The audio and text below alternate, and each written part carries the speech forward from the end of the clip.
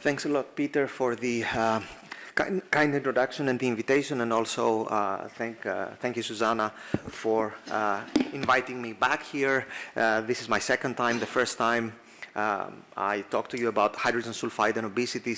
Today it's going to be a slightly different topic, probably match a little bit better with Derek's introduction on the cardiovascular system.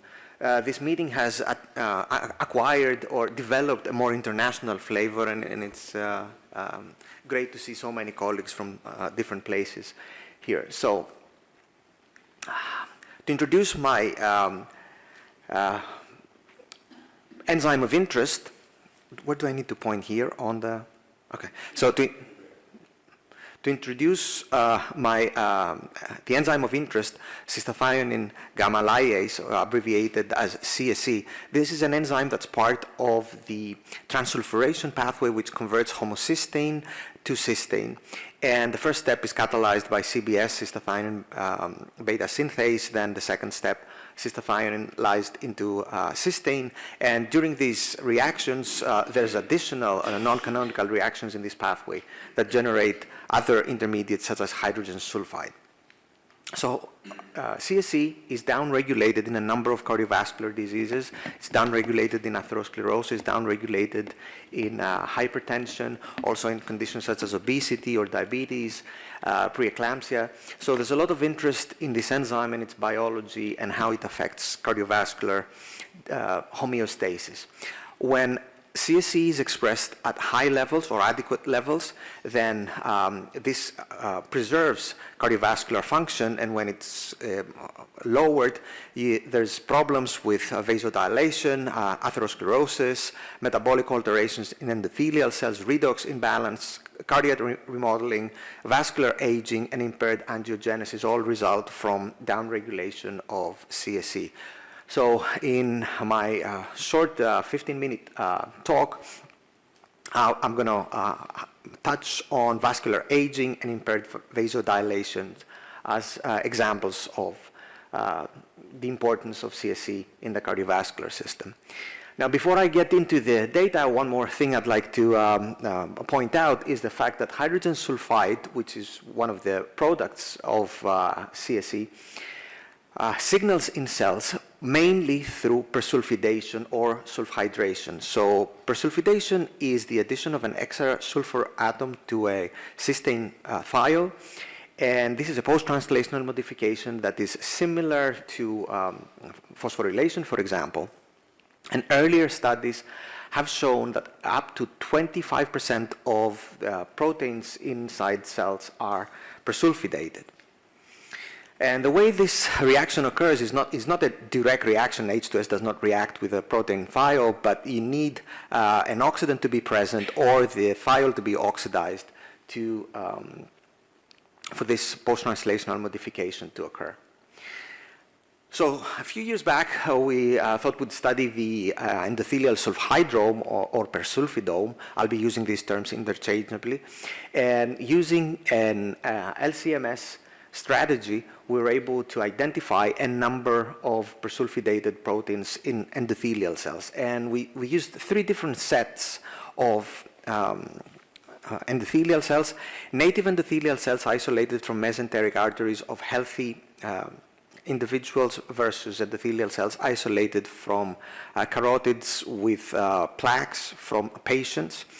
And then the second set of endothelial cells we used were HUVECs that were either static, grown under static conditions, or after being exposed to flow. Flow will reduce CSE levels and will reduce persulfidation of proteins. And then a third data set of flow-exposed endothelial cells in the presence of a donor. And looking at the circus plot, you can realize how many different persulfidation events we get through in these data sets. There's more than 3,400 persulfidated cysteine residues. And these, in most proteins, there's more than one cysteine that's persulfidated. And there's a total of 1,591 proteins in endothelial cells using these conditions that become persulfidated. So we were obviously interested in the functional consequences of these post-translational events, And one of the, a family of proteins that become persulfidated are integrins.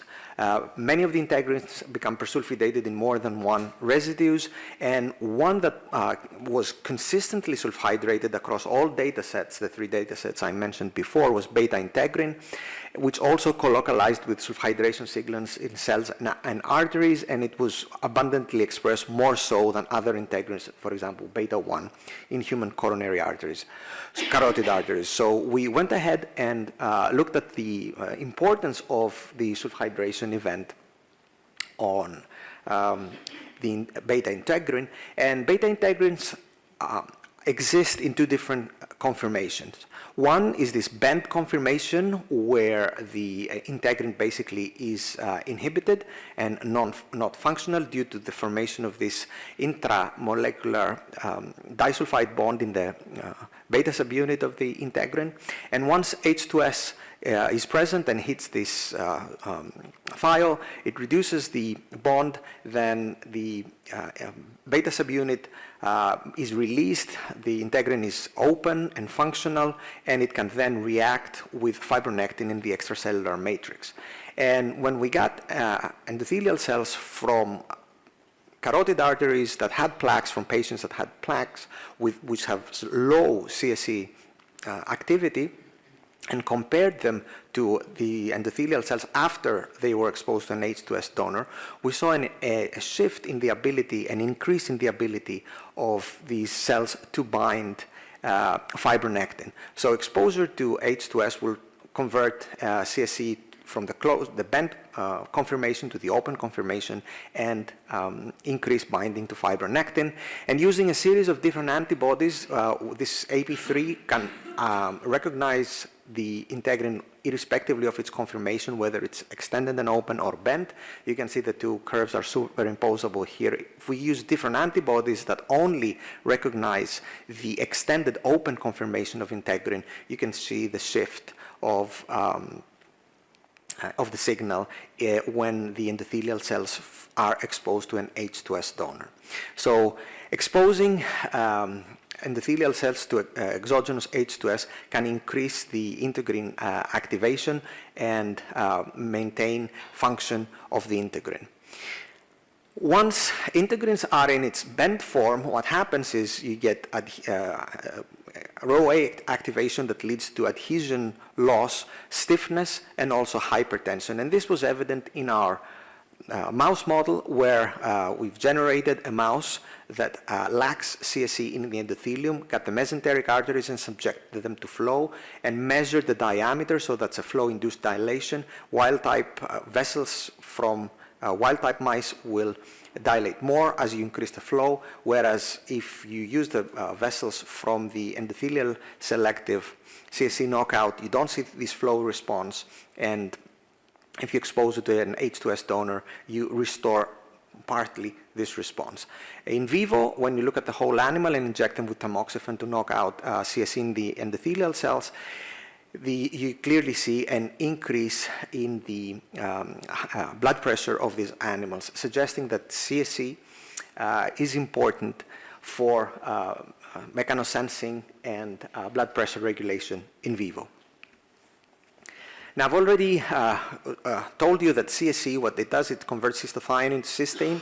Once it is inhibited, it makes sense that cystathionine levels would go up, and indeed, the levels of cystathionine are increased in patients with plaques, and they correlate with low flow-induced dilation response as compared to healthy vessels where you have lower cystathionine levels circulating, and the patients respond with a normal flow-induced dilation. And the more cystathionine you have, meaning the more CSE is inhibited, the lower the levels of H2S are in samples from patients with plaques, whether in healthy individuals you see a lower cystathionine level and a higher H2S amount. So circulating cystathionine could be seen as an endothelial, as a marker of endothelial health, And we proposed this, and of course, several more studies would be needed and different cohorts of patients and conditions to confirm that. Can you reverse this? Is this a druggable pathway? To answer this question, we used a flow-induced dilation in humans, and these are individual patients here exposed to flow-induced dilations. Over time, you don't see much, you only see a 10% dilation. If you feed them this supplement that contains an H2S donor, it takes about 4 hours to be absorbed. Once it is absorbed, you can see an improved flow-induced dilation, meaning that you can restore this pathway by exogenous administration of the donor. Now, I'll switch gears and talk a little bit about the role of CSE in vascular stiffness and aging of endothelial cells. One of the first observations we made was endothelial cells isolated from aged individuals have much lower levels of CSE.